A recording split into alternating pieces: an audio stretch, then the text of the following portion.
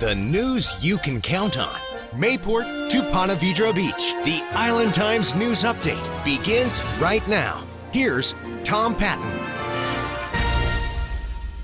Welcome to the Island Times News Update. I'm Tom Patton.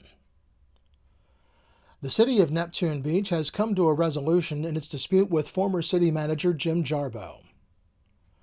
Jarboe was paid over $37,000 he said he was owed for time worked beyond his normal scheduled hours.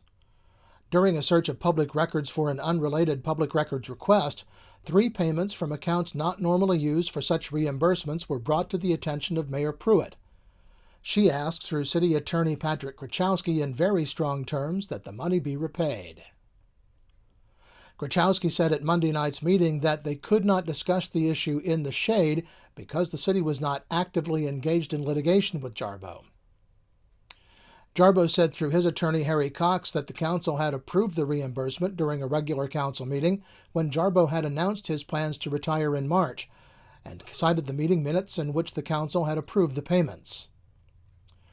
Krachowski said the original amount that Jarboe was reimbursed was just over $37,000. And then after considering what the council's language was at the meeting and the fact that the council did agree to reimburse for 90 days via retirement contribution, the thought was, and this particular letter never actually went out, the thought was that Mr. Jarboe was more likely, I guess is a better way to phrase it, entitled to about $22,000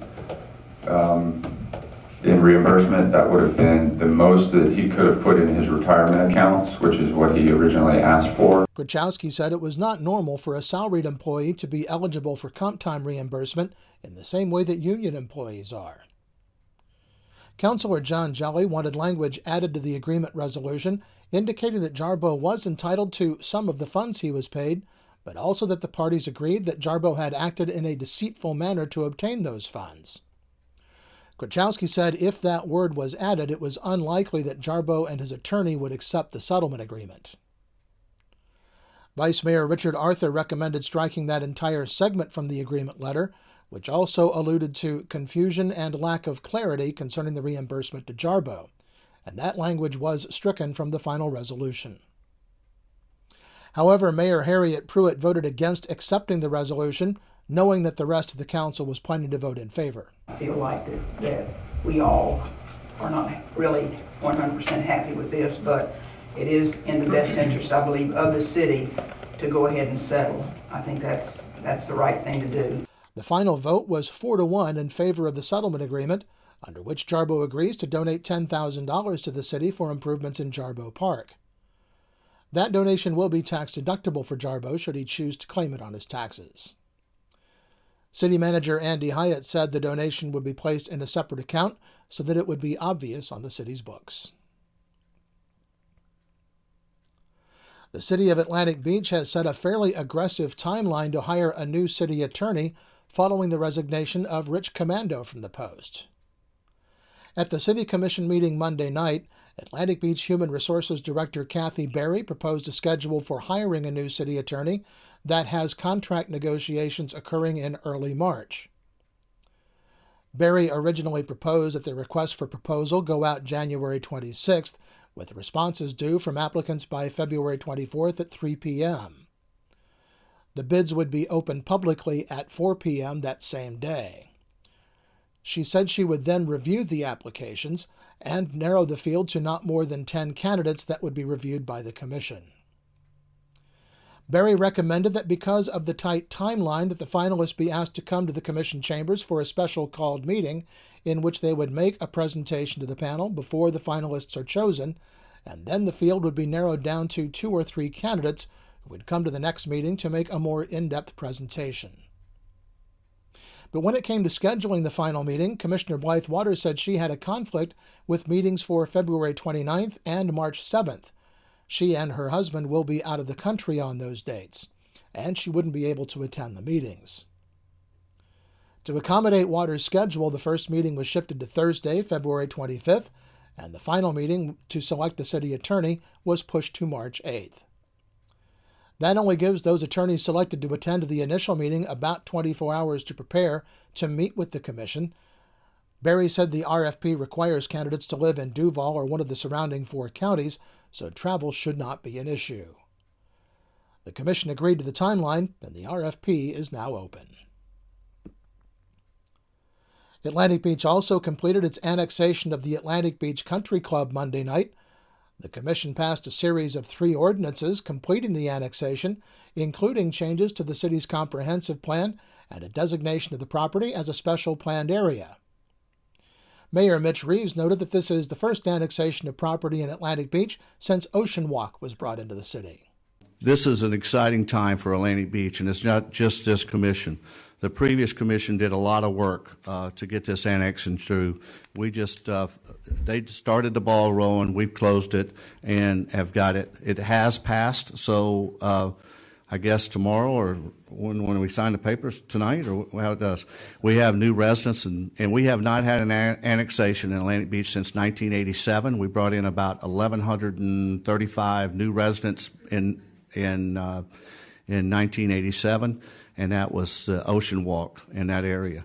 So this is exciting for us, and we're going to welcome the Atlantic Beach Country Club homes, which are building every day, to our community. It's going to be really exciting, and thank you for everybody being with us. There may be some new townhomes going up in Atlantic Beach on the parcel of land along Aquatic Drive and Atlantic Boulevard. Developer Tribridge Residential, which recently built a large apartment complex in Jacksonville Beach on the former George Moore property, has proposed a development of 23 2- and 3-story rental townhomes with 2-car garages on the wooded parcel that has in the past been occupied by homeless campers. Tribridge Representative William Norris presented the proposal to the commission, which was on the agenda for discussion only. The existing site is covered with a layer of residential trash that will have to be cleaned up before the development could begin. Tribridge says it plans to work with the Florida Department of Environmental Protection to have the site designated as a brownfield.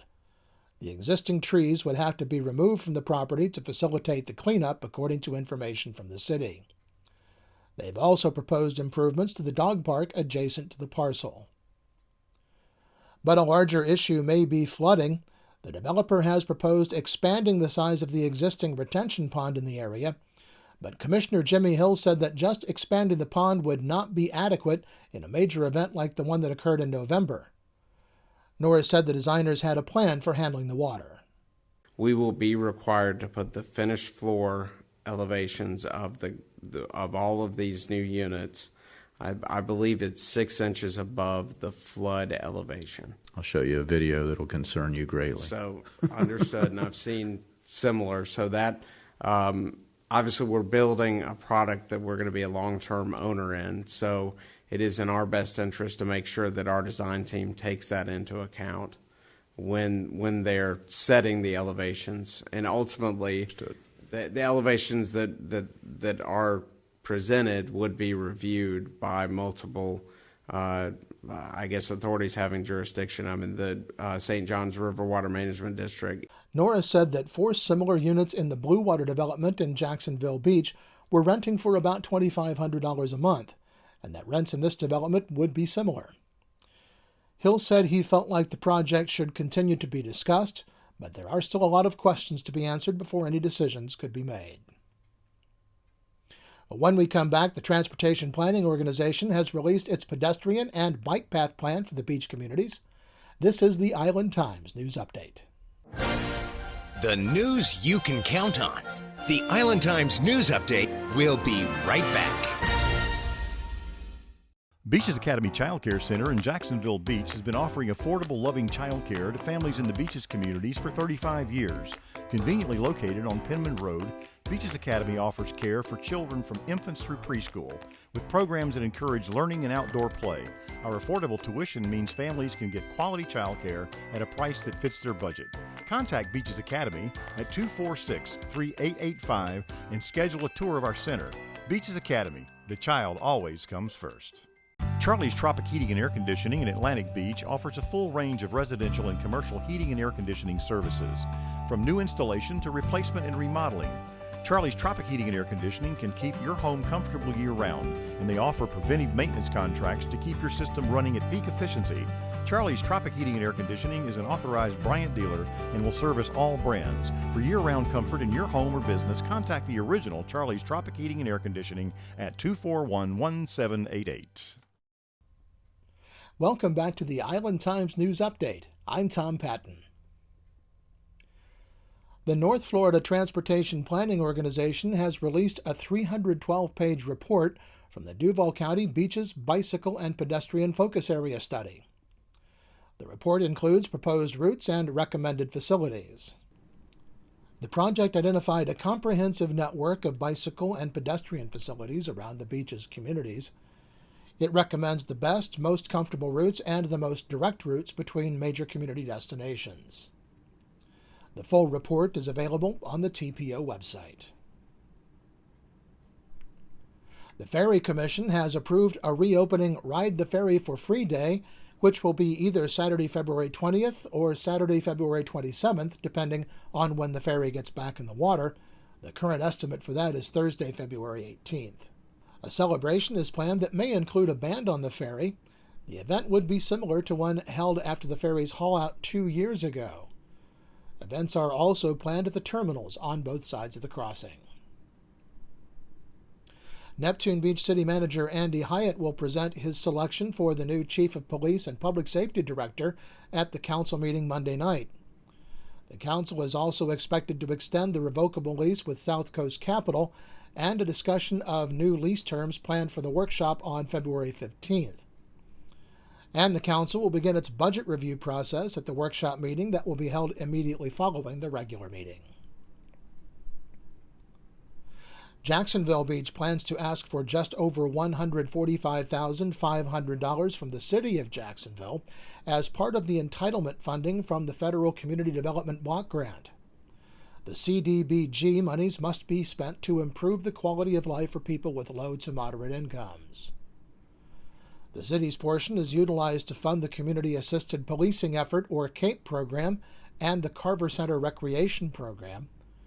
The money would be allocated to a full-time recreation supervisor and 2 part-time positions in that department, as well as 1 additional CAPE officer for the Jacksonville Beach Police Department. And Jacksonville Beach plans to study whether to make 1st Street one-way north and 2nd Street one-way south to improve traffic flow in the Central Business District between Beach Boulevard and 6th Avenue North. The study was included as part of the Downtown Action Plan. City Manager George Forbes will recommend that the council spend $20,625 in downtown tax increment trust funds with Kimberly Horn & Associates. That company is already under contract with the city to study the 2 roundabouts on Beach Boulevard. The news you can count on. Mayport to Ponte Vedra Beach, forecasting your beaches. This is your local look weather. Well, the National Weather Service says we can expect a nice weekend with sunny skies and warmer temperatures climbing into the mid-60s by Sunday and near 70 by Monday. We'll have warmer weather until about midweek, when another cold front will move through the area. The Island Times is always digital, always free at www.theislandtimes.com. Like us on Facebook and follow us on Twitter to be the first to know about stories posted on the Island Times. I'm Tom Patton. Thanks for watching.